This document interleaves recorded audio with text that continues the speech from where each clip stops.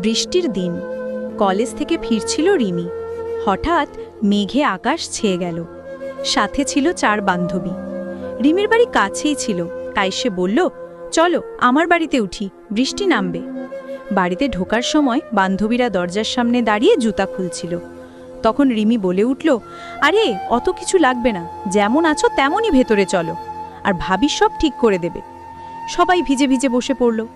ভাবি এসে একে একে মেঝে মুছলেন, কাপড় দিলেন, তারপর চা করে আনলেন।